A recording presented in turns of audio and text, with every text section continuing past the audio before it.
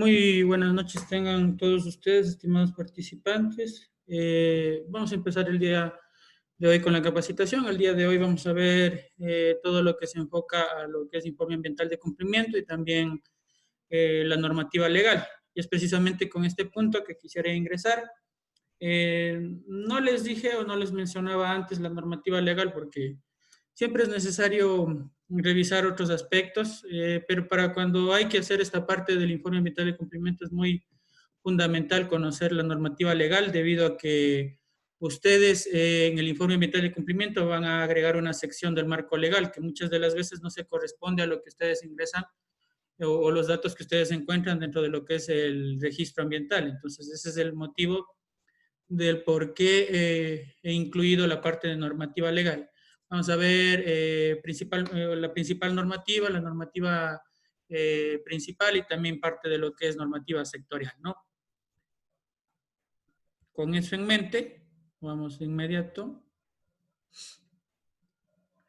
a las presentaciones y también los documentos, ¿no? Todo está subido al aula y, pues claro, vamos a empezar con la parte de lo que es normativa legal, ¿no?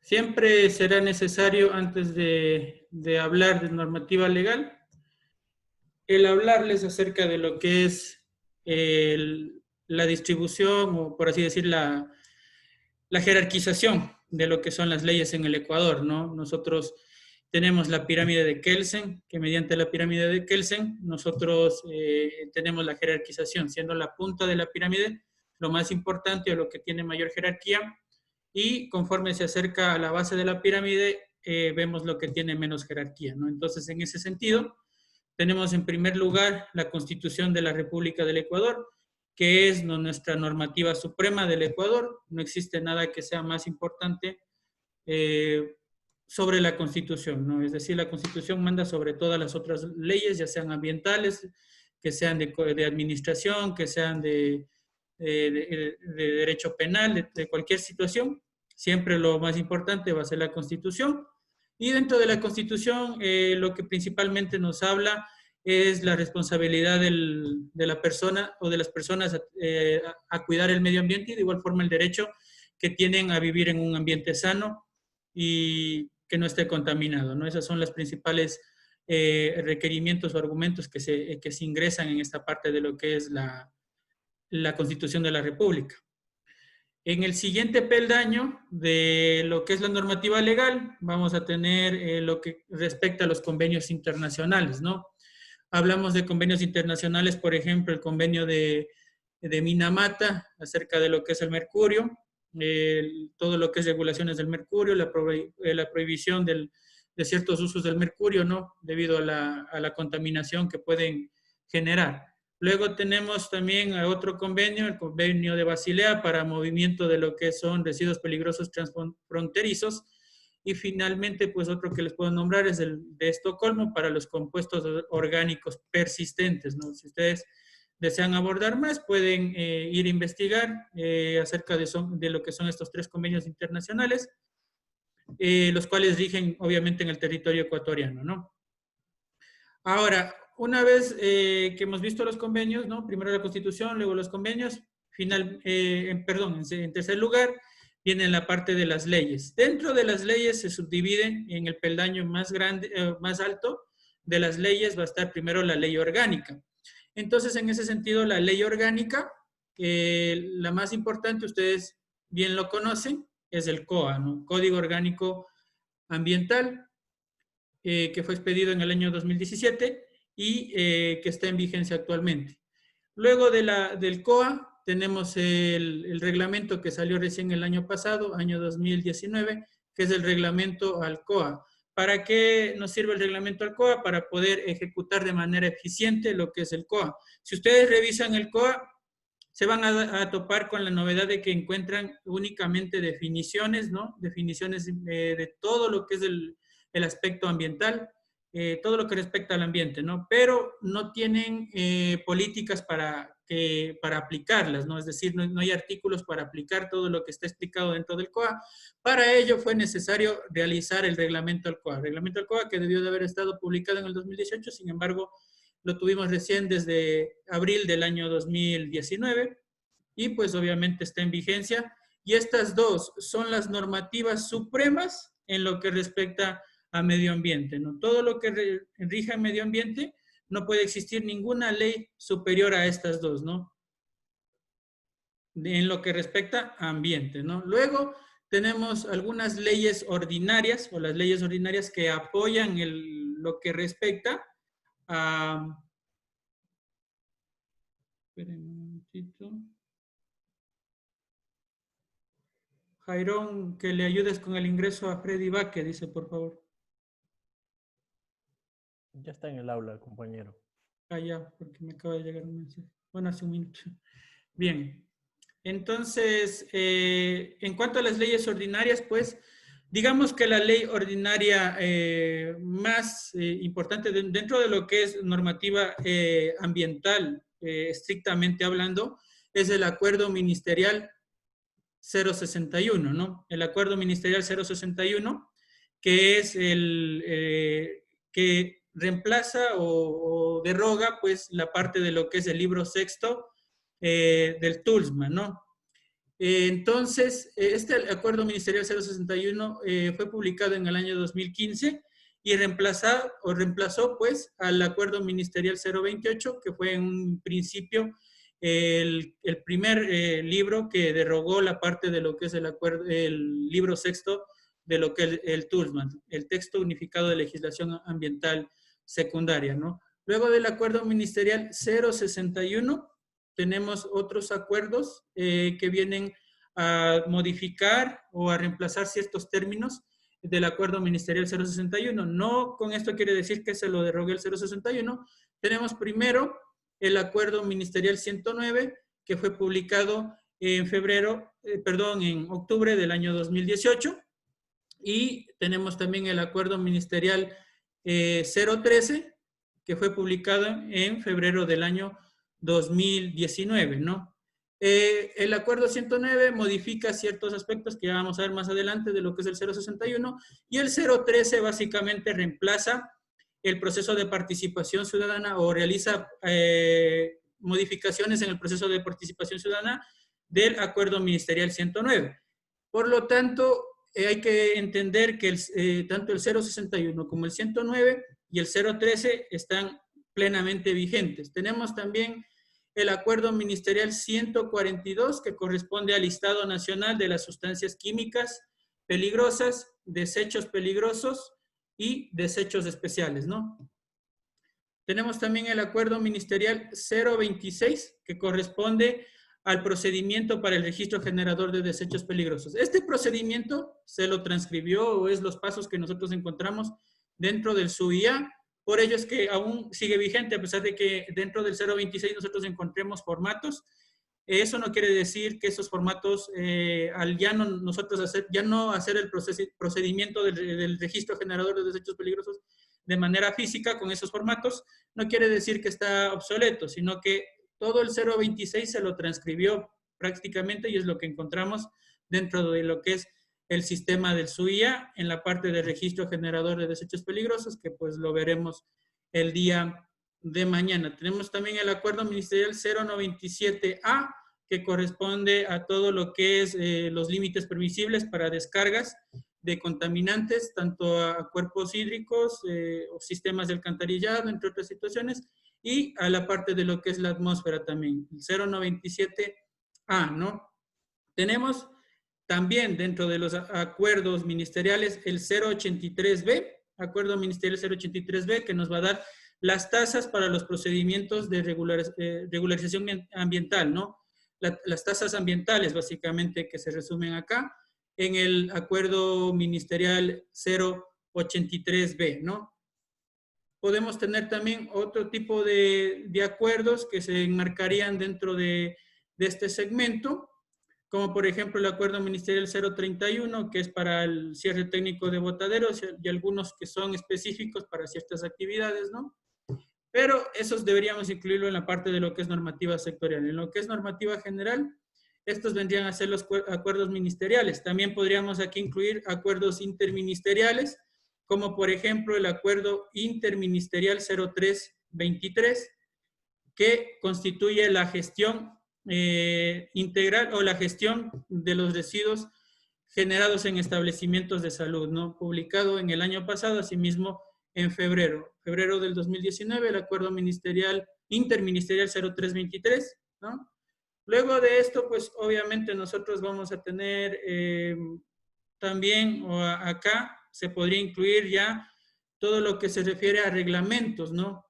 Tenemos, por ejemplo, actualmente el reglamento ambiental de operaciones hidrocarburíferas, que ustedes van a ver cómo fue reemplazado. El anterior reglamento que existía fue derogado, pues, por la parte de lo que es el reglamento Alcoa. Sin embargo, luego se realizó ya la publicación en diciembre del año pasado del reglamento para las operaciones hidrocarburíferas, ¿no? Reglamento ambiental. Se supone que también próximamente o debe ya publicarse un reglamento para lo que son actividades eléctricas y también para la parte de la minería, ¿no?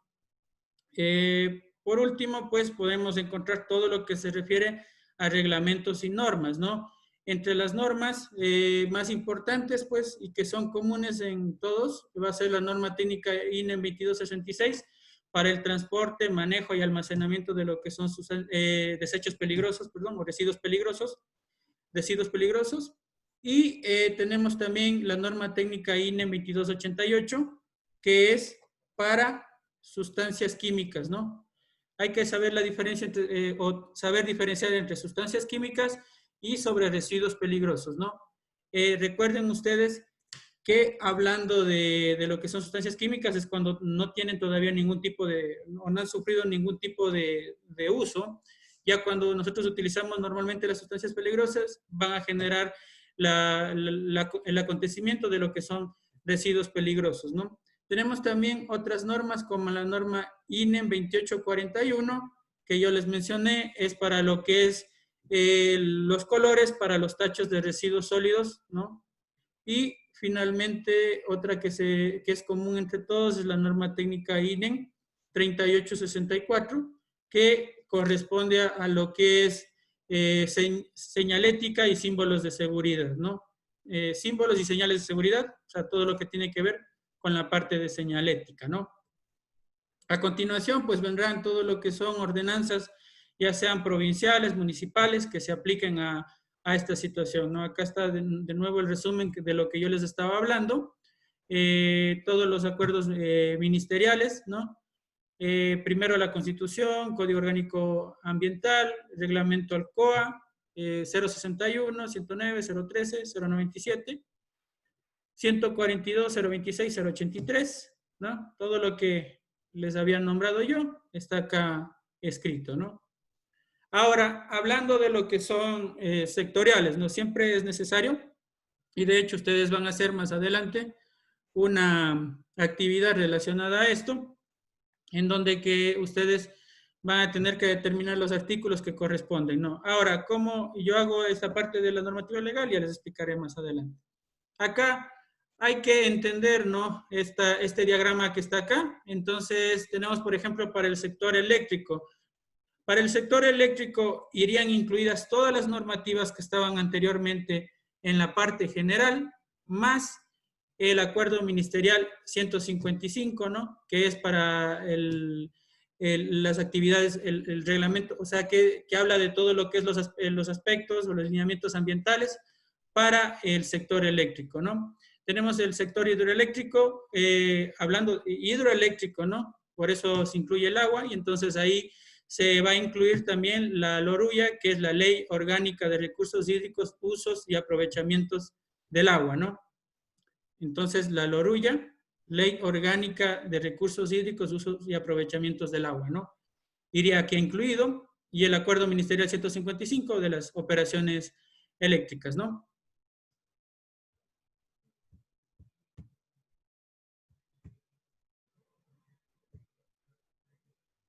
el RAO-H está derogado el anterior RAO-H. Y ahora está publicado un nuevo RAO-H, ¿no? Eso yo les estaba explicando. El anterior RAO-H, sí, está derogado. Y tengo que irme a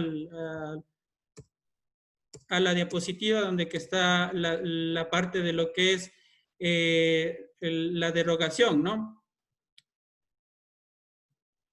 Una vez transcurrido el plazo de 6 meses contado desde la vigencia, el aspecto quinto, ¿no? Una vez transcurrido el plazo de 6 meses contados desde la vigencia de la presente norma, derogues el reglamento ambiental de las operaciones hidrocarburíferas, ¿no? Pero luego va a explicar más adelante, ¿no? Que debe realizarse un nuevo RAO-H.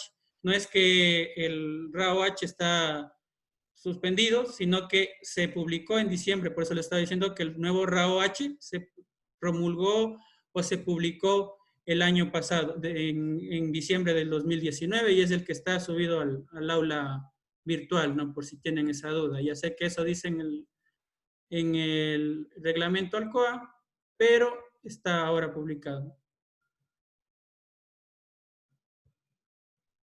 Ya, hablando de ese aspecto, ¿no? Ustedes pueden ir a consultar, como les digo, dentro de las normativas que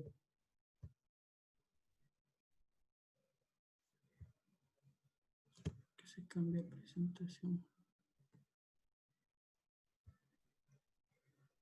Ya, ustedes pueden consultar dentro de lo que es el aula virtual, ¿no? Ahí tienen toda la normativa, revisen esa normativa, la normativa que está subida acá, ¿no? Entonces acá está el nuevo reglamento ambiental de las operaciones hidrocarburíferas, ¿no? Que fue emitido en el 2019 y que está acá, o sea, es un documento que se descargó en abril del año 2020, pero está vigente desde el año 2019 en el mes de diciembre, ¿no? No es el anterior reglamento que teníamos, ¿no? No se vayan a confundir, es el nuevo que tenemos. Porque el anterior está derogado, eso sí es cierto, mediante lo que es el reglamento ALCOA. Entonces, ustedes acá, dentro de lo que tenga que ver con hidrocarburos, siempre vamos a tener que incluir la RAO-H, la RAO-HE, que es una nueva, no es el RAO-H, sino este es el RAO-HE, ¿no? Que es para diferenciar el anterior, con el anterior que era RAO-H. Tenemos normas INE 2266 de lo que son residuos peligrosos y la 2288 sustancias químicas peligrosas, ¿no? Entonces, ahí tenemos, por ejemplo, actividad que genera gestión o transporte de desechos peligrosos, necesariamente tendría que ir el 026 y el 142. Y efluentes, emisiones, el 097, ¿no? Eso para resumir. Si es que ustedes se van también a la parte de la salud, allá tendrán que incluir de igual forma la ley orgánica de la salud, ¿no? Entre otros aspectos. Todo depende también de las actividades en las que ustedes estén realizando la determinación. Y luego de eso sí vendrá la parte de lo que es las normativas sectoriales, eso también, las normativas, perdón, regionales, todo lo que es reglamentos provinciales, cantonales, también es importante, ¿no? No se vayan a olvidar de eso. Ahora, hablando de lo que es la normativa principal, hablamos en primer lugar de lo que es el COA, ¿no? Una ley que obviamente se enmarca y va a regular el campo administrativo ambiental, ¿no? El objetivo principal del por qué se hizo el Código Orgánico del Ambiente es para garantizar lo que está dentro de la Constitución de la República del Ecuador, lo que les decía, ¿no? El derecho de las personas a un ambiente sano y equilibrado y también el derecho que tiene la naturaleza, ¿no? Entonces, hablando de derogaciones, ¿no? Primero que nada, quedó derogado con eso la Ley de Gestión Ambiental, ¿no? Ley de Gestión Ambiental que estuvo publicada en el año 2004 y estuvo vigente hasta el año 2017 cuando se promulgó el Código Orgánico del Ambiente. También en la Ley de Prevención, la Ley para la Prevención de la Contaminación, que ustedes recuerdan, había 3, ¿no? Para la contaminación del aire, agua y suelo, también quedaron obsoletas porque todo lo que se refiere a estos aspectos ya se encuentran dentro del COA. Y hablando también todo lo que es la ley que protege la biodiversidad, preservación de zonas de reserva, forestal y conservación de áreas naturales, y algunos artículos de la Ley Orgánica de Salud y la Ley de Hidrocarburos. Así que tengan muy en cuenta eso y siempre váyanse a la parte de lo que es el COA a buscar las disposiciones derogatorias a fin de que no tengan problemas, ¿no? En ese aspecto. Puede ser que ustedes cuando están generando un marco legal incluyan artículos que ya se encuentran derogados. Entonces, por ello siempre revisen bien la parte de lo que es los aspectos derogatorios. Eso se encuentra prácticamente al final del documento, ¿no? Los libros que nosotros tenemos están ahí resumidos: aspectos preliminares, patrimonio natural, calidad ambiental, cambio climático, zona marino-costera, incentivos ambientales y reparación integral de daños ambientales. Es importante acá, dentro de lo que nosotros estamos tratando, que es la regularización ambiental. El libro tercero es nuestro libro, lo que nos corresponde a nosotros, ¿no? Así que directamente, si es que estamos hablando de regularización ambiental, vamos a tener que ir a la parte de calidad ambiental, ¿no? Directamente a la parte de lo que es calidad ambiental, ¿no? Luego tenemos el reglamento Alcoa, ¿no? También explicarles el reglamento Alcoa, pues obviamente, como yo les estuve diciendo, es necesario para la aplicación del Código Orgánico del Ambiente. Sin este reglamento Alcoa no se podía realizar la aplicación, es decir, solamente teníamos conceptos y definiciones, más no teníamos lo que respecta a artículos que respalden lo que está incluido en lo que es la parte de lo que es el COA, ¿no? No teníamos artículos que respalden y que nos permitan hacer cumplir esa normativa legal, ¿no? De igual forma acá, directamente, lo más importante para nosotros en lo que respecta a regularización ambiental, va a ser la parte de lo que es calidad ambiental en el libro tercero, ¿no? Y me gustaría mostrarles partes importantes precisamente de lo que respecta a este libro tercero, ¿no? Que es donde que nosotros, como les repito, tenemos todo lo que respecta a regularización y control ambiental, ¿no? Entonces tenemos, por ejemplo, en el libro tercero, título 2 y capítulo 1, la parte de lo que es regularización ambiental, ¿no? Entonces acá hay las definiciones que nos están dando, hablando de lo que es el certificado ambiental, nos habla del registro ambiental, de la licencia ambiental. Acá está el artículo que yo les estaba mencionando muchas veces de la parte del plan de manejo ambiental, ¿no? En donde que definitivamente está eliminado el plan de seguridad y salud ocupacional. Y en su lugar está la parte de lo que es el plan de rescate de vida silvestre, si es que obviamente es aplicable. Caso contrario, no se lo va a incluir, ¿no? Entonces acá queda ratificada esa parte. Todo el procedimiento de lo que es licenciamiento ambiental me va a ir mencionando en esta parte, ¿no? En esta sección. Y de igual forma, pues, hablará más adelante ya en el artículo 463, en la parte de lo que es proceso de participación ciudadana, para la regularización ambiental, ¿no? Muchas de las veces todavía seguimos utilizando el término de proceso de participación social, ¿no? Y, permítanme un momento.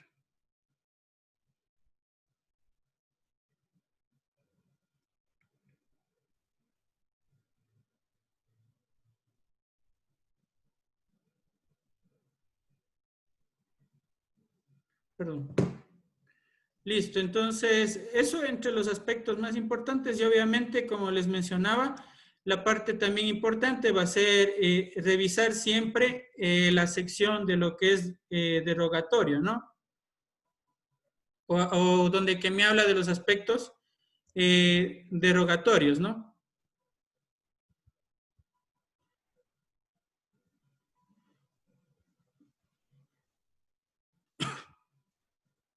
Y acá está, ¿no? Disposiciones derogatorias, ¿no? Acá realizan algunas derogaciones, pero de las más importantes que nosotros podemos revisar es ahí el decreto ejecutivo 1040. El decreto ejecutivo 1040 nos habla específicamente de lo que tiene que ver con el proceso de participación social, que anteriormente se le denominaba así, entonces ahora es el proceso de participación ciudadana, ¿no? Hablando de lo que es reglamento sustitutivo de lo que es para las operaciones hidrocarburíferas, ¿no? Derogación también del reglamento ambiental de las actividades eléctricas, ¿no? Y pues una vez transcurridos 6 meses contados desde la vigencia de la presente, deróguese también el reglamento ambiental para las operaciones hidrocarburíferas, ¿no? Eso quedó derogado y actualmente existe el nuevo reglamento para las operaciones hidrocarburíferas acá en el Ecuador, ¿no? Eso para que tengan en cuenta esos aspectos.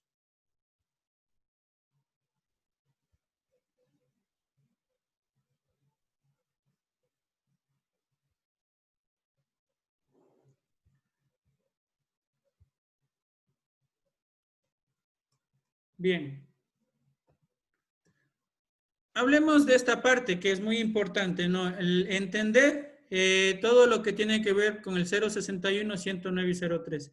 ¿Por qué necesitamos entender esta parte? Porque también constituye una parte esencial de nuestro trabajo, ¿no? Una parte esencial de lo que respecta a determinar la normativa legal. Entonces, ustedes tienen el 061, pues, donde que de igual forma van a encontrar muchas definiciones de procedimientos para la parte de lo que es regularización ambiental. Pero el 061, pues, obviamente tenía ciertas fallas, ciertos lineamientos que se necesitaban corregir. Y para ello, pues, se expidió el 109, pues, como les digo, en octubre del 2018. Y los aspectos claves que ustedes van a encontrar dentro del 109 es modificaciones o eliminaciones de términos de la parte de regularización ambiental. Va a ser importante el artículo 31, donde que me va a hablar sobre auditorías de conjunción. Voy a abrir esa parte para leerla.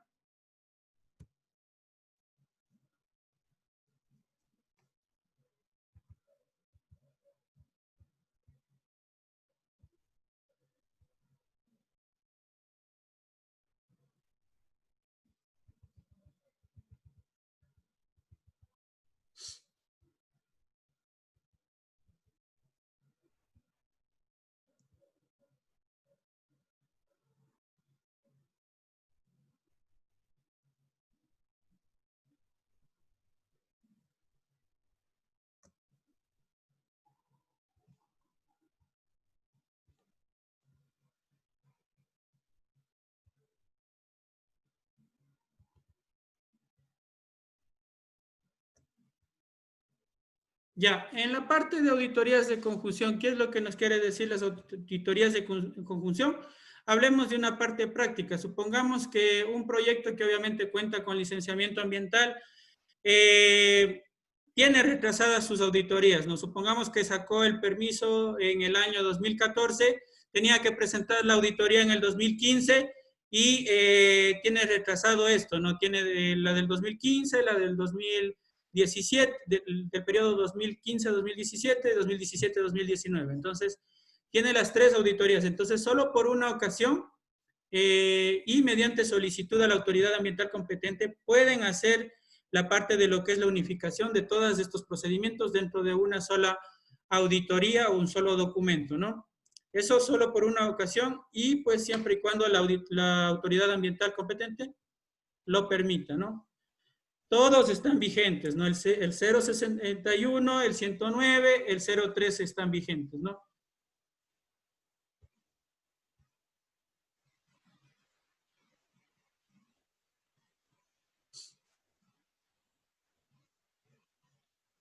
Permítanme un momentito.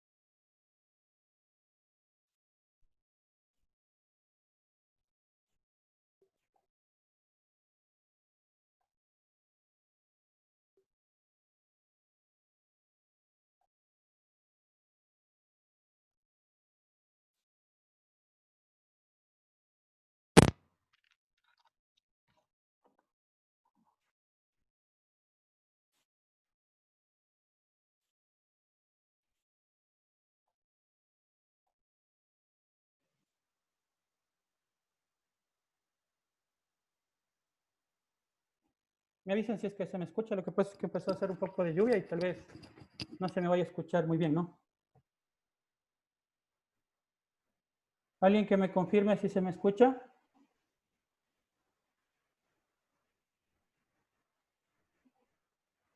Sí se le escucha, bien. Me avisan ahí porque como hay un poco de ruido ambiental, prefiero ponerme el audífono para que se escuche un poco mejor, ¿no? Bien. Regresemos a lo que estábamos, ¿no? Todos estos están vigentes, ¿no? Persona que les diga que no está vigente, les está mintiendo, ¿no? Listo. Entre otros aspectos, pues,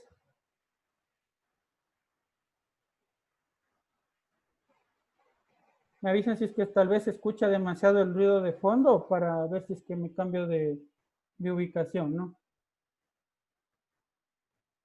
Porque sí está como un poco fuerte la lluvia, más que tengo el techo un poco de...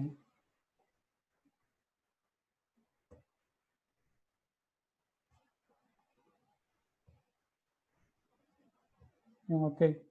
Listo. Eso el artículo 31 es muy, muy importante, ¿no? Porque a ustedes les va a suceder muchas de las veces que se ocupen o que pase eso, ¿no? De la auditoría de conjunción, ¿no? El artículo 16 habla de lo que es el cambio de nombre, primero de proceso de participación social a proceso de participación ciudadana. Y aquí, solo aquí, recuerden, estamos en la secuencia, ¿no? Acá se obligaba que los proyectos que requieren registro ambiental, es decir, de bajo impacto, debían realizar el proceso de participación ciudadana, pero esto estuvo vigente solo hasta febrero del 2019. Entre octubre del 2018 y febrero del 2019 estuvo vigente este acuerdo ministerial 109 en este segmento, ¿no? Solo en este segmento porque en el segmento de proceso de participación ciudadana después lo vino a derogar solo esa parte el 013, ¿no? En tanto que también hablaba de los proyectos de mediano y alto impacto, licenciamiento ambiental, que obviamente estos sí están aún obligados, se ratifica dentro del acuerdo ministerial 013 y también en el reglamento ALCOA se ratifica ese argumento de que se necesita hacer al proceso de participación ciudadana para lo que es licenciamiento ambiental. Bueno, y esa parte me olvidé de mostrarles por qué, porque esa parte también es muy importante y olvidé mostrarles, ¿no? La aplicación, porque muchas de las veces surge esa pregunta, ¿en dónde dice que ya el proceso de participación ciudadana no es obligatoria para lo que es registros ambientales, ¿no? Entonces, acá es donde que me dicen, ¿no? Con este artículo 464 le dan la respuesta a cualquier persona que les diga, no, si todavía debe estar vigente para lo que es registros ambientales. 464 nos dice que el proceso de participación ciudadana se realizará de manera obligatoria para la regularización ambiental de los proyectos, obras o actividades de mediano y alto impacto ambiental. ¿Qué actividades requieren mediano y alto impacto ambiental? Solo lo que es licencia ambiental. Recuerden, ¿no? Y recapitulo y les voy a repetir porque siempre acostumbro a hacer esto en los cursos, siempre repetirles. Impacto nulo o impacto no significativo, certificado ambiental no obligatorio. Tengo que posterior a esto descargar la guía de buenas prácticas, pero no es obligatorio cumplir con ningún tipo de obligación posterior a la obtención del certificado ambiental y de igual forma no tiene costo ante la autoridad ambiental competente. Tenemos luego el impacto bajo, que es obligatorio ya y es correspondiente a un registro ambiental. Posterior a obtener yo el registro ambiental, tengo que realizar el informe ambiental de cumplimiento, primero al año y luego cada 2 años, ¿no? Tenemos un costo de $180 como base ante la autoridad ambiental competente. Y finalmente, tenemos el licenciamiento ambiental para lo que es mediano y alto impacto. Sí, el proceso de participación ciudadana es donde que interviene obviamente el facilitador ambiental, y de eso también pues obviamente me estará hablando más adelante, de todos estos aspectos, mecanismos del facilitador ambiental. Aquí está el concepto, ¿no? Facilitadores ambientales. Entonces ahí está hablando, y es acá donde que acude la parte de lo que es facilitadores ambientales. Se supone que ya debe haber una normativa para la calificación de facilitadores ambientales, pero eso todavía no emiten, ¿no? Esperemos que emitan pronto para que las personas puedan también ser partícipes de este aspecto de lo que es ser facilitador ambiental, que es un campo un poco difícil de trabajar, pero que es también otro de los lugares en donde que podemos desempeñarnos, ¿no?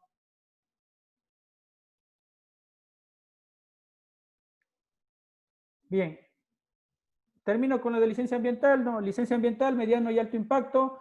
Tiene un costo que ustedes ya van a ver más adelante, que es de 1 por 1000, de lo que es el 1 por 1000 de la parte de lo que es el costo total del proyecto, ¿no?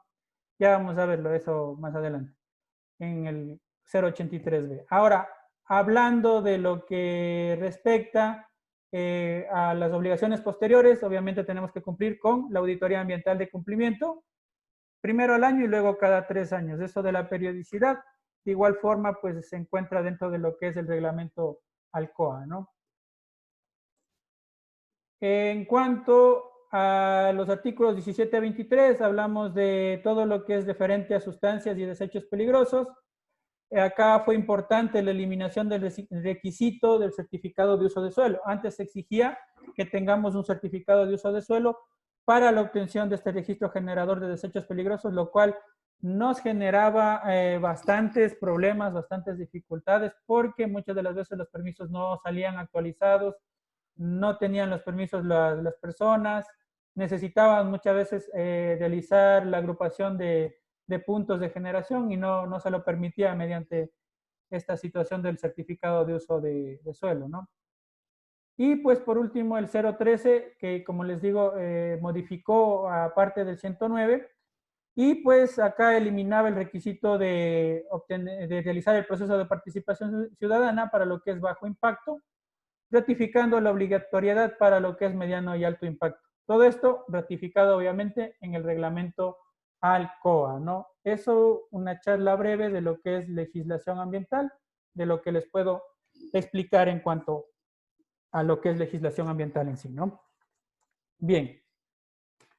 Ahora pasamos al siguiente punto, y ahora vamos a referirnos o vamos a entrar a lo que respecta al informe ambiental de cumplimiento. El informe ambiental de cumplimiento tiene que ver directamente con el registro ambiental, ¿no? Como les mencionaba, el informe ambiental de cumplimiento va a permitirnos evaluar principalmente todos los aspectos que tienen que ver con el cumplimiento tanto de la normativa legal, del plan de manejo ambiental y de las obligaciones del permiso, que en este caso es el registro ambiental, ¿no?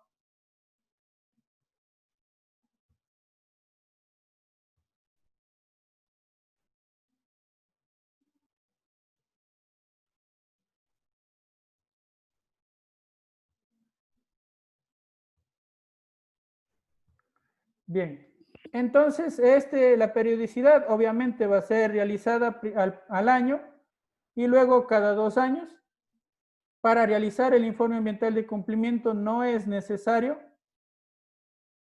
ser consultor ambiental calificado, es decir, cualquier profesional que tenga conocimientos al respecto puede nomás realizar este tipo de informe ambiental de cumplimiento en ciertas dependencias, como por ejemplo que les puedo decir lo que respecta a la provincia de Chimborazo, allá y en la provincia también de Pastaza, pues anteriormente, no sé si es que hasta ahora, no he realizado últimamente trabajos ahí, pero sí en Chimborazo exigen una firma de responsabilidad, y para realizar esta firma de responsabilidad usted tiene que ser un profesional graduado en una carrera ambiental o afín, ¿no? Hablando ya de la estructuración de lo que es el informe ambiental de cumplimiento, nosotros tenemos múltiples formatos. ¿Por qué? Porque la responsabilidad o la parte de lo que es las personas encargadas de regular los permisos en cuanto a lo que es registros ambientales, perdón, recae sobre los gobiernos provinciales, sobre todo, ¿no? Y algo también sobre los GAT municipales y muy poco también sobre las direcciones provinciales o las oficinas técnicas. Entonces, ahí es lo que sucede, que normalmente no se han puesto hasta ahora de acuerdo en tener un modelo unificado. Entonces, para ello yo siempre les aconsejo, vayan, consulten primero a la dependencia provincial, ¿no? O a la municipal, sobre dónde recaiga el permiso, obviamente, vayan y consulten cuál es el formato que ellos manejan. ¿Por qué? Porque existen muchos formatos en los cuales se debe incluir más componentes, en otros en los que no. Pero digamos que, por así decirlo, los componentes más comunes que nosotros tenemos, obviamente va a ser primero una ficha técnica con los datos del proyecto, ¿no? En algunos casos, en la parte de la ficha técnica es donde que se incluye la firma de responsabilidad. Tenemos también objetivos generales y específicos, ¿no? Tendremos un marco legal, una evaluación del cumplimiento. Acá en la evaluación del cumplimiento, de igual forma, existe en diversos lugares, diversos formatos. En algunos lugares solo le piden que realice la calificación de lo que es el plan de manejo ambiental que está dentro del registro ambiental aprobado. Pero en otros lugares a ustedes les van a pedir calificar tanto la normativa legal vigente como el plan de manejo ambiental y también las obligaciones, ¿no? ¿De dónde saco, de dónde yo obtengo las obligaciones? Déjenme buscar una resolución de registro ambiental para mostrarles, ¿no?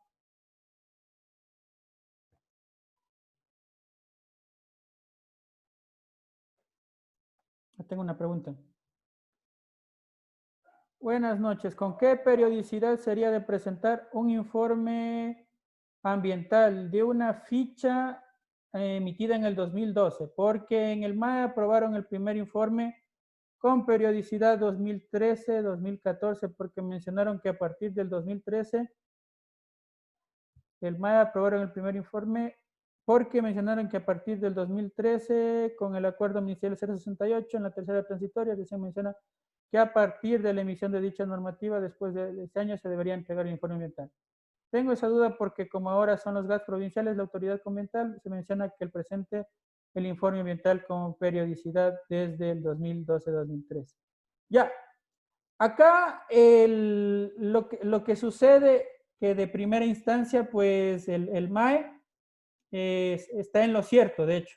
¿Por qué? Porque la normativa ambiental, cualquier normativa no es retroactiva, ¿no? Entonces nosotros tendríamos que regirnos a la normativa que estaba vigente cuando ellos obtuvieron el permiso, en el 2012. En el 2012, pues obviamente solamente se aprobaba las licencias ambientales, así en el formato tipo 1, 2 y 3 y 4. Entonces, en ese entonces no se exigía realizar, pues obviamente, el informe ambiental de cumplimiento. Y recién, como usted lo menciona, en el 2013 con el 068, recién ahí se realiza o se exige esta parte. Entonces el MAE estaba en lo cierto, pero ¿qué es lo que sucede? Si es que a usted le dice el GAT provincial, que me imagino que es a quién le va a presentar este informe ambiental, si es que el GAT provincial le dice a usted que tiene que presentar el del 2012-2013, tiene que presentarlo, ¿no? Eso es lamentablemente lo que sucede. Si eso es lo que les dice la autoridad ambiental a la cual usted le va a presentar, tienen que necesariamente presentar el primer informe ambiental, en este caso 2012-2013. Podría realizar una justificación, una aclaratoria, pero eso solo le va a generar problemas, ¿no? Me ha sucedido, ¿no? Que muchas de las veces uno cuando emite una aclaración sobre esta parte, ¿no? Porque suele suceder que los profesionales consideran normativas que no estaban vigentes cuando yo obtuve, ¿no? Entonces, digamos que la persona que me revisa coge la normativa, por ejemplo, supongamos que coge con el 061 y el 061 en aquel entonces no estaba vigente, obviamente. Y él interpreta eso, y si eso es lo que a usted le dice el revisor, en este caso la persona o la autoridad con la cual va a hacer la revisión del informe ambiental, tiene que necesariamente cumplir lo que le acata, ¿no? Legalmente y normalmente es lo que les dice el MAE, ¿no? Porque, como le repito, la normativa no es retroactiva, ¿no? Asimismo, algunas personas han querido salir beneficiadas con esta situación de lo que es la normativa del acuerdo, del reglamento ALCOA, donde que dice que es cada 3 años la auditoría ambiental. Entonces vienen personas que realizaron o obtuvieron el permiso con anterioridad y quieren venir a acogerse a esa normativa. Obviamente, todo lo que respecta a esta nueva normativa solamente rige y está vigente para los proyectos que obtienen el permiso posterior a la emisión del reglamento ALCOA, ¿no? Solo ellos se pueden acoger a esa nueva normativa, porque toda normativa no es retroactiva, salvo que obviamente la autoridad ambiental competente les diga lo contrario, pero la normativa ambiental no es, ni ninguna normativa es retroactiva, ¿no? Eso hay que tener claro y entender. Pero, como le repito, acá si el GAT le dijo que usted tiene que presentar 2012-2013, tiene que hacerlo necesariamente para evitar problemas y más en un aspecto como son los informes ambientales de cumplimiento.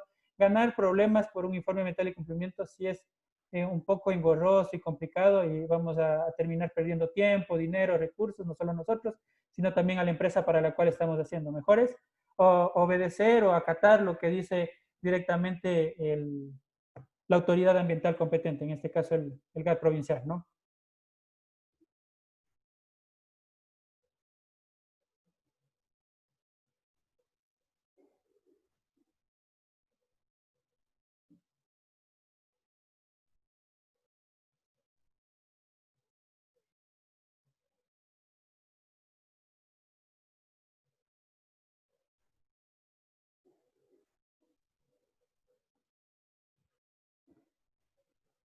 Bueno, dentro de lo que es la resolución del registro ambiental, que ya más adelante les mostraré una resolución de registro ambiental, ahí a mí me va a incluir los aspectos de lo que se refiere a las obligaciones que debe cumplir. Ustedes, si han tenido la oportunidad de hacer auditorías ambientales, ustedes recuerdan que ahí sí es necesario realizar la calificación de los 3 aspectos.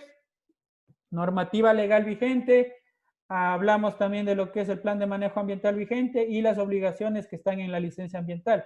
Dentro de la resolución de la licencia, de la resolución del registro, nosotros encontramos estos aspectos, ¿no? Tenemos también, estábamos hablando de lo que normalmente tienen en común todos los informes ambientales de cumplimiento: la ficha técnica, los objetivos, el marco legal, la evaluación del cumplimiento. Tenemos posterior a esto, pues, el plan de acción. Tenemos también lo que corresponde a el plan de manejo ambiental o actualización del plan de manejo ambiental. A muchas personas no les gusta colocar como actualización, porque normalmente se debería colocar, ¿no? El mismo, puede darse casos en que también, no, informes de conjunción no existen, no, eso sí no existe, porque la normativa no se aplica para informes, ¿no? Eso no existe ningún informe, no existe ningún artículo que diga que pueden existir informes ambientales de conjunción, ¿no? Ahí sí debe cumplir todos los periodos que estén retrasados, ¿no? No hay cómo acogerse en cuanto a lo que tiene que ver a registros ambientales, ¿no? Eso sí no se da. Aquí hay mucha confusión también, ¿no? En muchos lugares les gusta que les llamen actualización de plan de manejo ambiental. En otros no les gusta que les llamen actualización. Inclusive si es que usted envía como actualización, le observan, ¿no? El caso de que sucede con Pichincha, por ejemplo, ustedes le colocan actualización y les observan. acá en Tungurahua es necesario colocar como actualización, porque normalmente aquí se hace una actualización, se incluyen nuevas actividades, nuevas medidas propuestas. Si no hicieran un informe en algún periodo, hay alguna multa o sanción. Lo que nos dice el COA y el reglamento del COA es que la multa puede ser entre 20 y 200 salarios básicos unificados. Pero ¿qué es lo que sucede, no? La autoridad ambiental está en toda la potestad de realizar esto, ¿no? De multar. Pero por lo general prefieren no complicarse, prefieren no generar perjuicios. También ellos lo hacen también por, digamos, buena voluntad, ¿no? Porque imagínese usted multar a un negocio pequeño como puede ser un hostal, recaerles con una multa de, qué sé yo, 5 o 10 salarios básicos, ¿no? Es algo fuerte. Pero lo que nos dice la normativa es que si usted no presenta el informe, luego de que ya le realizan obviamente la primera notificación por escrito, notificación verbal, la segunda notificación de igual forma en forma escrita y ya la tercera tendría que ser la sanción o la multa directamente, pero eso no ocurre generalmente, siempre existe esa apertura. Si es que fueran más estrictas las autoridades, también habría problemas, ¿no? Por eso también no es que se hace, pero tienen toda la potestad de realizar esta multa, pero no se lo hace así, ¿no? Casi muy pocas veces he visto yo de que se multe, ¿no? Personalmente. Y eso que hay personas que no presentan informes por años, ¿no? Y no hay esas multas. Está en la potestad, está en la facultad de realizar estas multas, pero no se las hacen, ¿no? Bien, en cuanto, luego de la actualización del plan de manejo que se le puede denominar, finalmente pues va a ir la parte de anexos, que es el otro común denominador de todos los planes de los informes ambientales de cumplimiento, perdón, que nosotros tenemos. Ahora les voy a hablar de un modelo, ¿no? Que digamos que es el modelo más ampliado que hay o que existe, que yo he presentado en dependencias de tanto de lo que es Pastaza, en Cotopaxi, en Pichincha y también acá en Tungurahua, ¿no? Este formato es elaborado por la Dirección Provincial de Tungurahua, ¿no? Y es uno de los formatos que, digamos, tiene más aceptación por lo amplio que es y que nos permite determinar ciertas situaciones. En el formato que nosotros tenemos acá, lo primero que vamos a colocar nosotros son los antecedentes. Dentro de antecedentes, nosotros vamos a tener que ir elaborando de la siguiente forma, ¿no? Primero vamos a dar, esperen un momento, me está timbrando mi...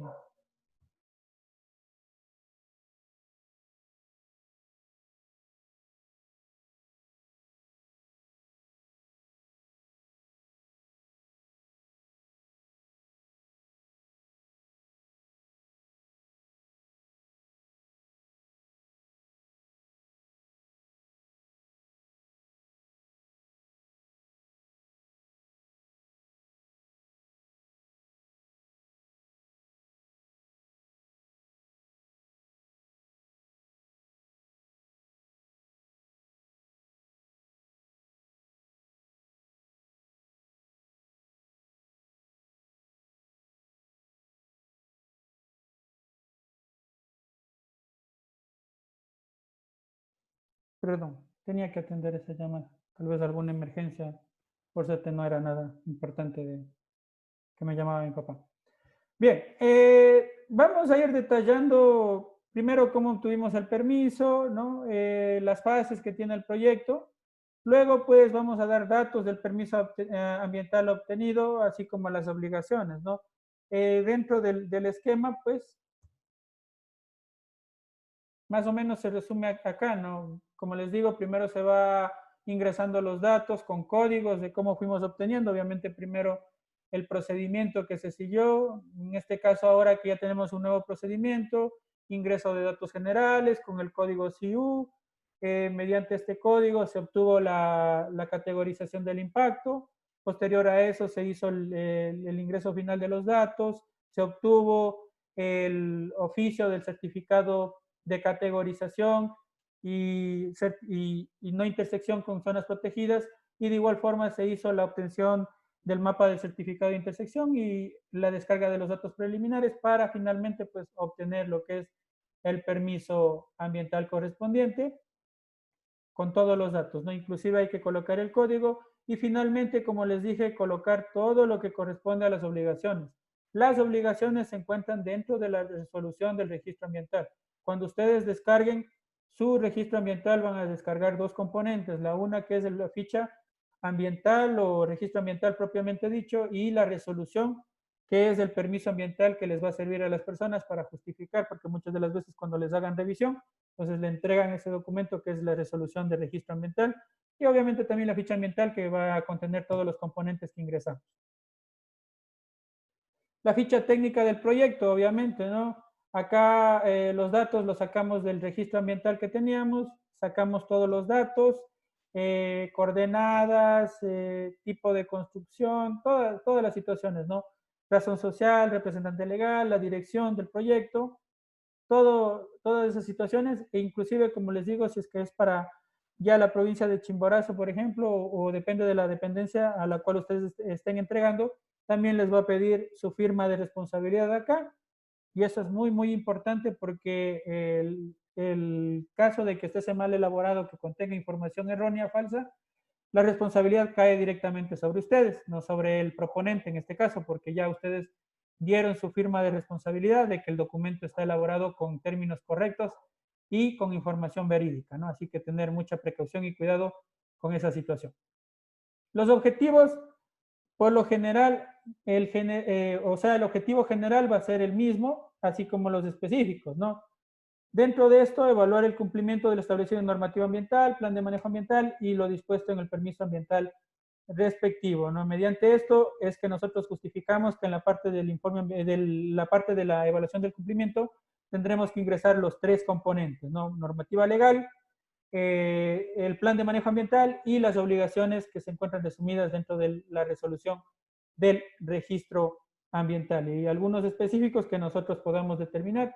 Acá estos dos por lo general siempre se colocan y por ahí si es que ustedes quieren agregar uno más, pero yo les aconsejo que solo los que están ahí colocados y que son los que recomienda las direcciones o el MAE, sea los que colocan ahí, no directamente ustedes.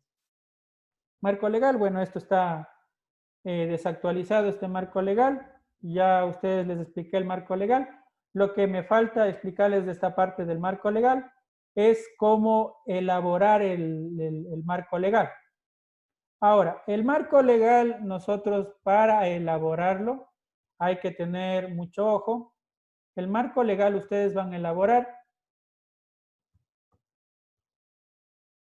de la siguiente manera, ¿no? Obviamente en orden jerárquico, empezando por la Constitución de la República del Ecuador, deben colocar el registro oficial en el cual fue publicado y si es que tiene modificaciones, también añadirlas.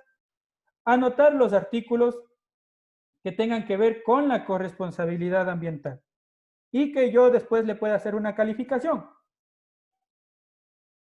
Por ejemplo, yo cuando revise todos los artículos de acá, los artículos tienen que ser verificables, que sean cuantificables y medibles, ¿no? De igual forma, ustedes tienen que colocarlo desarrollado, porque normalmente muchas de las veces nos equivocamos, colocamos el marco legal, solo el título de la normativa y luego los artículos, artículo 14, artículo 276, y no los desarrollan. Tienen que desarrollarlos porque si no, nos observan, ¿no? Entonces, de ahí colocan el resto de las normativas. Como les digo, siempre la normativa tiene que estar colocada o tiene que estar tendiente a que yo le pueda calificar. Es decir, por ejemplo, en alguna que diga que yo debo tener el registro ambiental, por ejemplo, que estés en el reglamento ALCOA, que diga que todas las actividades que generan bajo impacto debe tener un registro ambiental. Entonces, esa obligación yo puedo calificarla y es tendiente a las obligaciones que tiene que ver con mi empresa o con el proyecto. Si es que no es calificable, si no es medible, entonces yo no puedo anotarlo como uno de los artículos dentro de mi normativa legal que he definido, ¿no? Eso tengan presente y tengan en cuenta siempre cuando vayan a escoger el marco, los artículos del marco legal sobre todo, que este artículo tiene que ser calificable, ¿no? Tiene que ser calificable y que tiene que ser verificable y medible, es decir, que yo pueda este artículo verificarlo con ciertos documentos, fotos, etcétera, ¿no? Eso será siempre lo importante. Y en esta sección, ya luego de haber hablado de normativa legal, ya luego de haber hablado todos los aspectos, quisiera hacer la parte del ejercicio práctico, que siempre hacemos en todos los cursos, en los casi 3 años que llevamos capacitando, siempre hemos hecho este ejercicio, y a pesar de que hayamos cambiado la modalidad, tenemos que continuarlo haciendo porque es necesario para que ustedes entiendan y puedan poner en práctica esta parte de lo que es la normativa legal. Ahora, se van a volver nuevamente, pues, los vamos a dividir otra vez en los grupos. ¿Me ayudas, Jairón, de una vez dividiéndoles en grupos? Tenemos 29 participantes para que los dividas. Confírmame, Jairón.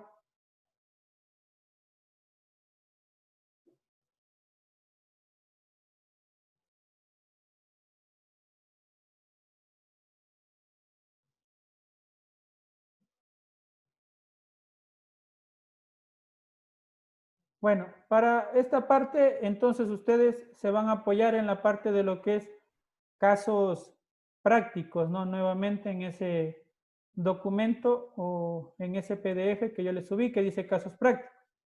Entonces se apoyan en ese documento, van a escoger cualquiera de los proyectos que están ahí, escojan o traten de escoger uno diferente, el que hayan hecho en las tareas. Bueno, esto van a hacerlo en grupo, ¿no? Traten de llegar a un consenso entre todos los del grupo y escoger uno de los casos prácticos. No vayan a hacer todos del primer caso práctico, hay como 7 casos prácticos.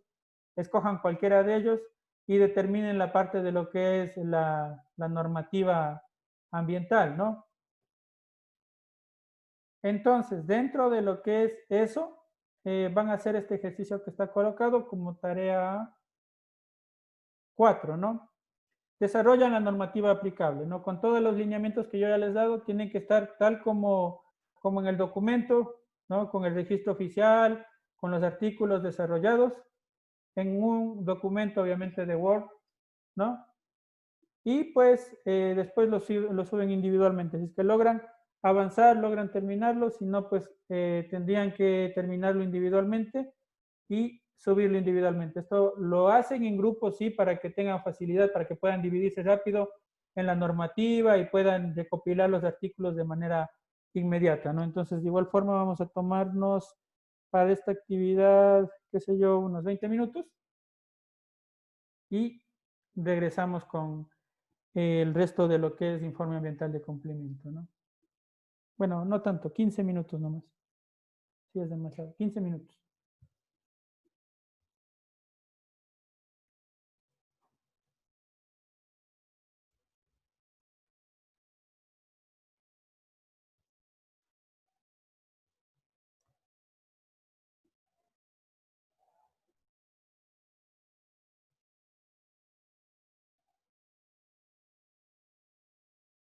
Bien, vamos a dividirles en grupos entonces.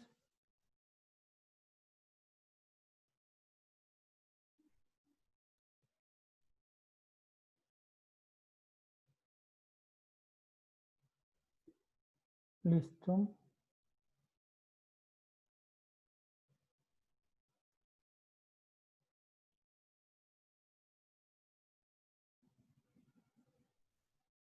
Ok.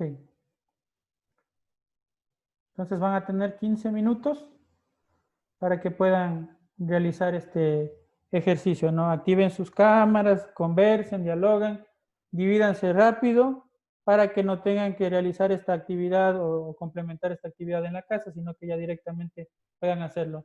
No, les digo, como les digo o les menciono, no hay que subir esta tarea de manera grupal, sino individual. Lo que ustedes van a hacer o para qué formamos este grupo es para que puedan apoyarse entre ustedes y poder realizar de manera inmediata. Listo. Tenemos 15 minutos, volvemos 21:25, ¿no? Entren todos, acepten por favor. Tanto mayores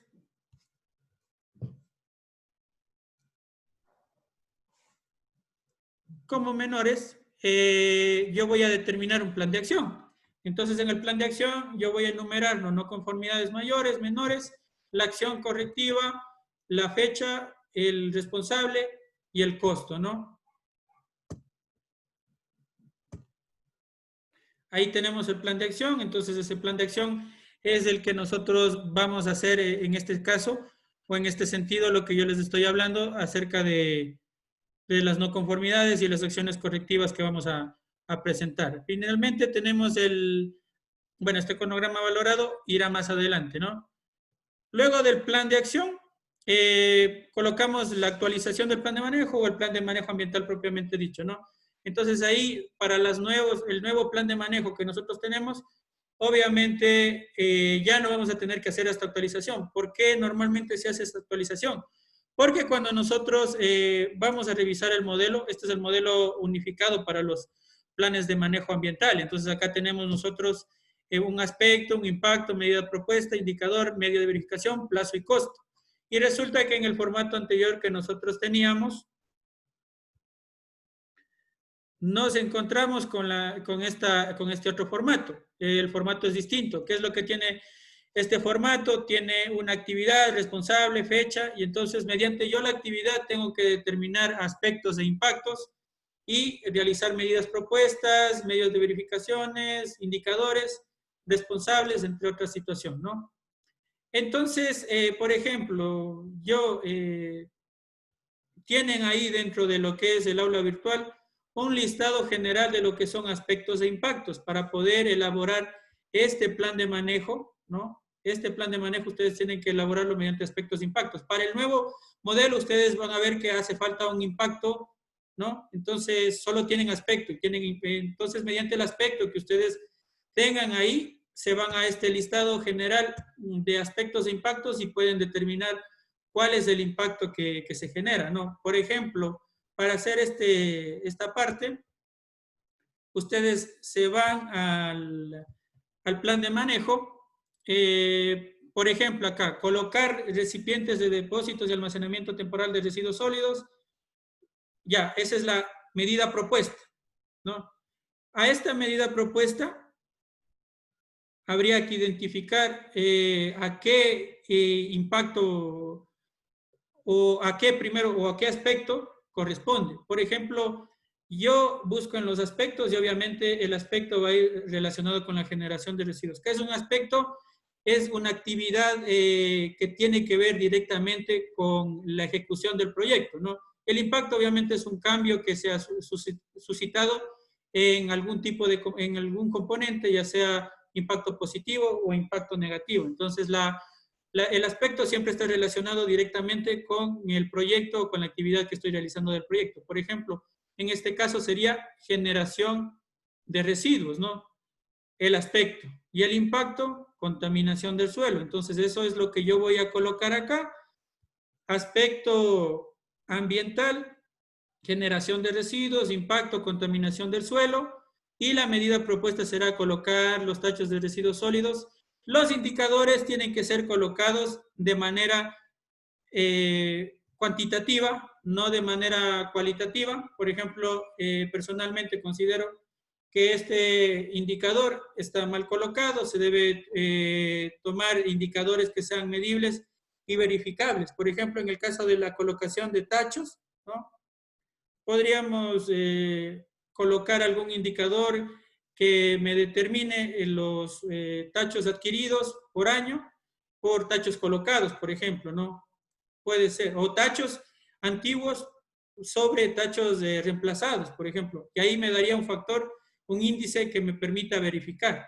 Luego sí, medio de verificación que corresponderá a documentos, a matrices, a facturas, a todo lo que ustedes puedan colocar. Y los plazos que obviamente no tendrán que ser mayores a 12 meses. Finalmente se podría colocar un costo en el caso de ser necesario, ¿no?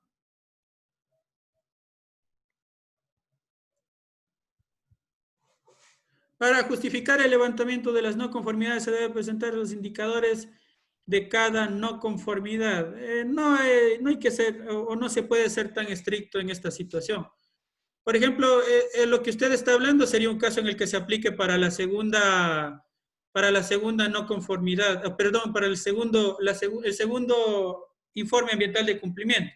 Entonces ahí, como usted ya tiene no conformidades para el segundo informe ambiental de cumplimiento, sí, los índices le van a servir para justificar, pero ¿qué es lo que sucede? Que acá esto no se debe tratar o no se trata como las auditorías ambientales de cumplimiento. En las auditorías ambientales de cumplimiento sí nos revisan los índices, nos revisan que esté bien correctos los medios de verificación, pero por lo general acá son un poco menos estrictos, ¿no?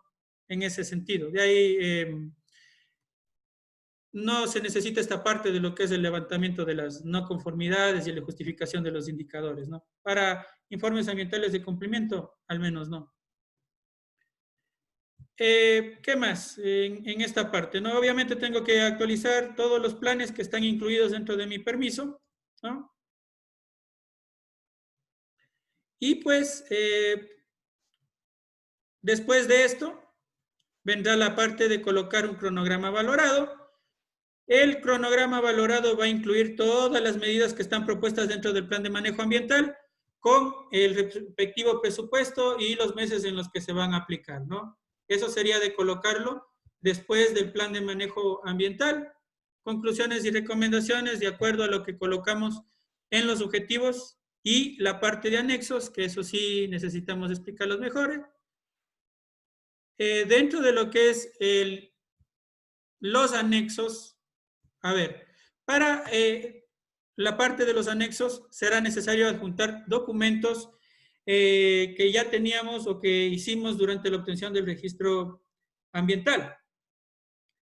Entonces, en primer lugar, lo que vamos a hacer es lo siguiente.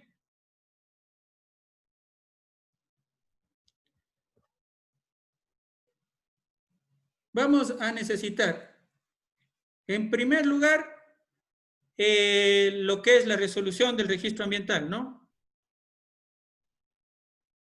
Luego de la resolución del registro ambiental, yo voy a necesitar incluir también lo que respecta a la ficha ambiental, ¿no?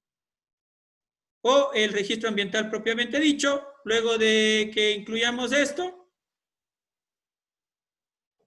vamos a tener que añadir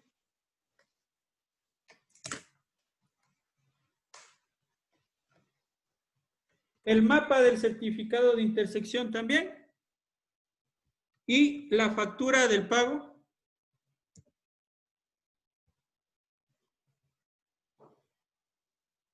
También lo que es la parte de lo que es la factura del pago que hicieron para el registro ambiental, ¿no? A continuación, pues habrá que colocar todo lo que respecta a evidencias fotográficas. Las evidencias fotográficas deben ser colocadas con fotografías que tengan alta definición. Lo recomendable será 2 fotografías por página. Si es que hay que ingresar más fotografías, tienen que verse claramente las fotografías. Por eso, por lo general, no se pueden exceder de las 2 por página. Luego de que hayan colocado las fotografías, vendrá todo lo que respecta a documentación. Ahora, la documentación siempre va a ser necesaria que esté adjuntada mediante escaneados, es decir, nada de fotografías, sino escaneado directamente. Y estos escaneados tienen que estar en tamaño real. Es decir, si existen facturas A4, A4, si existen facturas en B4 o B5, en ese tamaño que ustedes hayan realizado, pues obviamente el escaneo, ¿no? De eso no se vayan a olvidar. Y finalmente vendría todo lo que son diplomas, certificados que tengan que ver o que estén relacionados a la parte de lo que es el informe ambiental. De ahí ustedes tienen que conocer los requisitos para la entrega de estos informes ambientales de cumplimiento. Obviamente que ya lo tengan. Puede ser que en su dependencia, como por ejemplo aquí en Tungurahua, sea solamente de manera electrónica, entonces ustedes ingresan los componentes que les exigen ahí, que son los mismos que yo les he dado. Puede ser que sea de manera física. Si es que es de manera física, tienen que acudir a entregar el documento de manera física con todos los componentes respectivos. Y pues si es que le solicitan con algún tipo de lo que es resolución, con algún tipo de situación, ustedes van y entregan, ¿no? Todo depende. Esperen un momentito.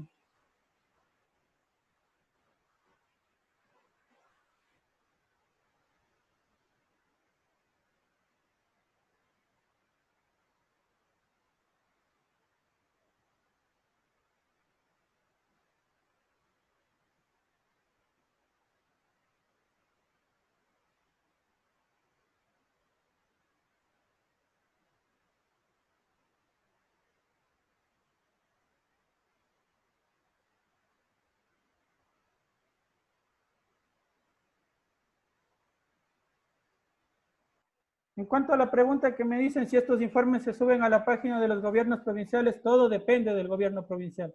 Si es que en su gobierno provincial tienen una plataforma en la cual se tenga que subir el informe, se sube a la página. Si es que no tienen, como por ejemplo en la dependencia de Pastaza o en la dependencia de los gobiernos provinciales de Manabí, por allá no tienen, ¿no? Bueno, no tenían hace un tiempo, no sé cómo estará ahora el trámite.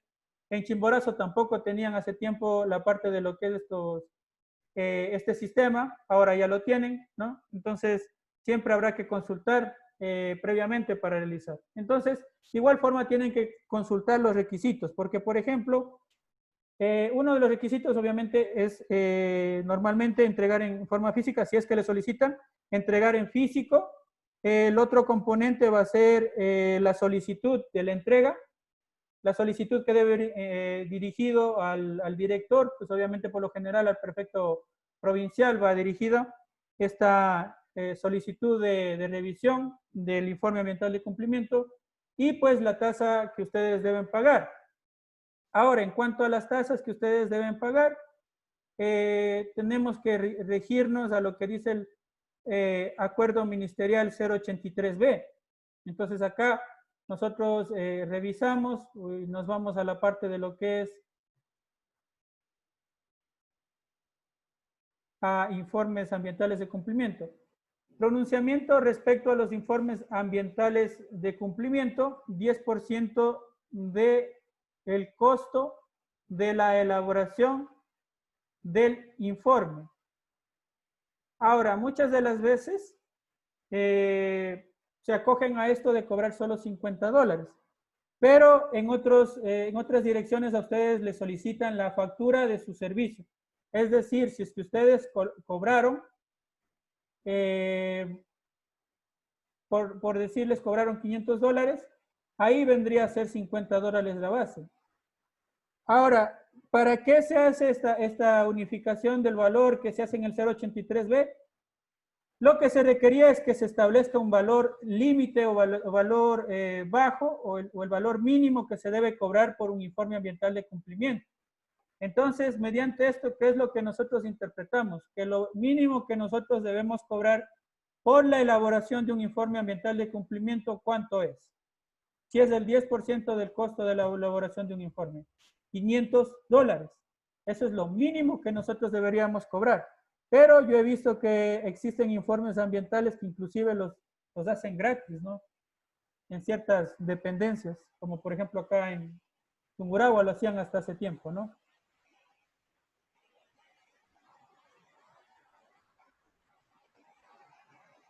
Bien, entonces, una vez que ustedes ya hayan entregado o ya hayan enviado esta situación de los informes ambientales de cumplimiento, a ustedes les van a responder. Se supone que en un periodo no mayor a 30 días deberían responderles con las observaciones.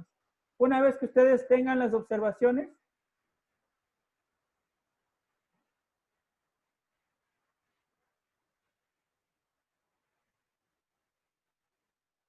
no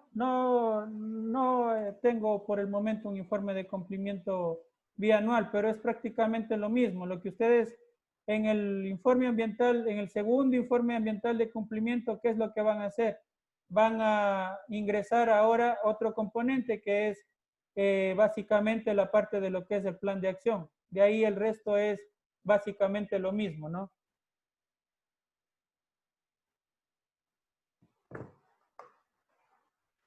No poseo esa información por el momento, ¿no? De lo que usted me está solicitando, un informe de cumplimiento bianual, ¿no?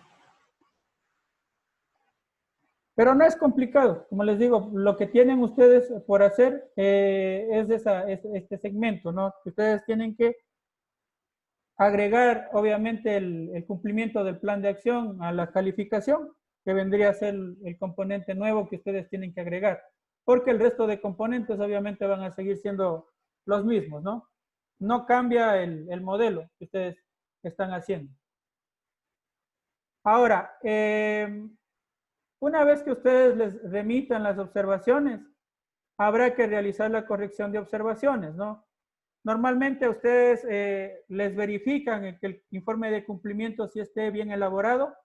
¿Cómo lo verifican? Haciendo una visita técnica. Entonces, personeros de la dependencia van a acudir y van a hacer esta inspección. Entonces, con la ficha de inspección correspondiente, van a acercarse al lugar, van a revisar que ustedes tengan correctamente y les van a emitir las observaciones. Entonces, las observaciones ustedes tienen que corregir. Estas observaciones ustedes tienen que numerarlas en una hoja final. En esa hoja final ustedes van a ir colocando todo lo que respecta a las observaciones correctamente etiquetadas, a razón de que el revisor o la persona que revise estas observaciones encuentre acá correctamente colocado. Por ejemplo, que diga que en la página 8 ha sido rectificado o ha sido corregida esta observación, entonces acude a esa sección y efectivamente revisa que se ha corregido, ¿no? Nuevamente tendrán la posibilidad de enviar y ojalá que ahí ya les aprueben. Se supone que según lo que dice la normativa, yo puedo realizar hasta 2 correcciones. Si es que luego de las 2 correcciones definitivamente me rechazan, probablemente tenga que reiniciar el proceso, ¿no? Eso es lo que dice la normativa en el reglamento Alcoa, pero llegada a la realidad, pues todavía no se aplica. Por lo general, siempre ya cuando nos envían una observación, ya realizamos la corrección y nos aprueban el informe ambiental de cumplimiento, ¿no?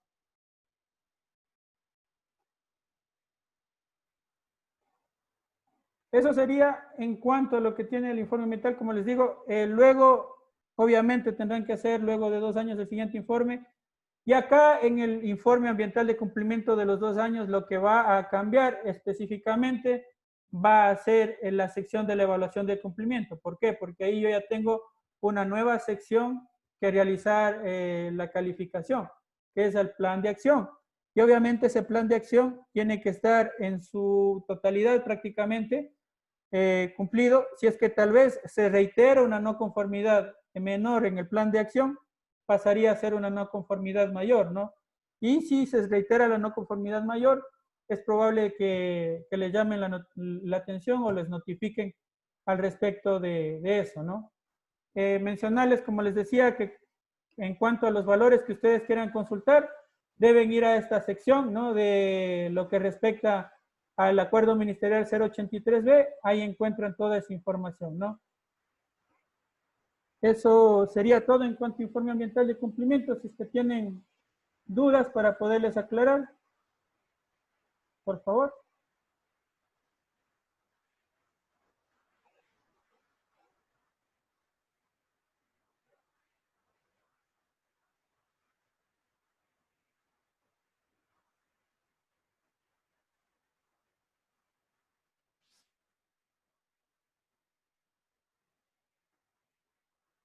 Me dicen si es que tienen dudas.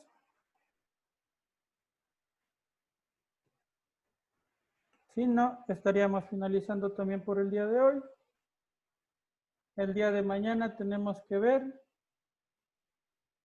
el registro generador de desechos peligrosos, ¿no? Es un componente que obviamente no ha cambiado en el nuevo sistema. Es el mismo procedimiento, porque ese procedimiento ya se encontraba actualizado desde el año pasado, ¿no?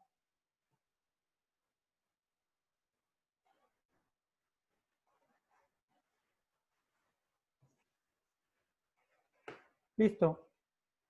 Muchas gracias. Entonces, nos veremos el día de mañana, ¿no? Buenas noches, compañeros. Hasta mañana.